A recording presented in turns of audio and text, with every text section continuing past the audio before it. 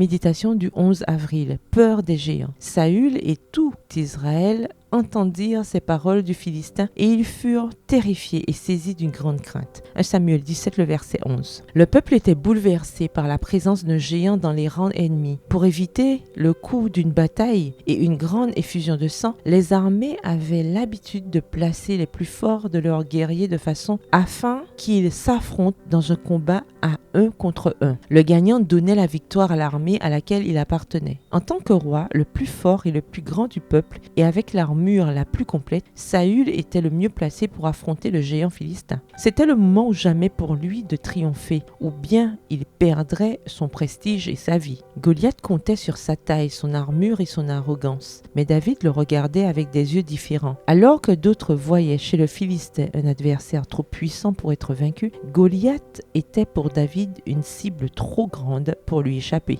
D'autres se comparaient aux géants et ressemblaient à des nains. David, lui, comparait Goliath au géant Dieu, et c'était Goliath qui ressemblait à un nain. Pendant 40 jours, ce malfaiteur avait assiégé les armées d'Israël. De nombreux événements bibliques ont duré 40 jours. La pluie du déluge, voir Genèse 7, le verset 12. Le jeûne de Moïse avant de recevoir les tables de la loi, voir Deutéronome 9, les versets 9 et 11. L'évaluation du pays par les espions envoyés par Moïse, voir Nombre 13, le verset 25. Le délai de grâce de Ninive, voir Jonas 3, le verset 4. Le voyage d'Élie après qu'il ait été nourri par les corbeaux, voir 1 Roi 19, le verset 8. Le jeûne de Jésus avant de commencer son ministère, voir Matthieu 4, le verset 2. Les 40 jours pendant lesquels il est resté dans ce monde après sa résurrection, voir Acte 1, le verset 3, etc. Au bout de 40 jours à écouter les menaces de Goliath, la peur s'est emparée de tous. Depuis combien de temps écoutez-vous les géants qui vous assiègent? Comparez chaque géant à Dieu et ils deviendront des nains sans force. Tournez-vous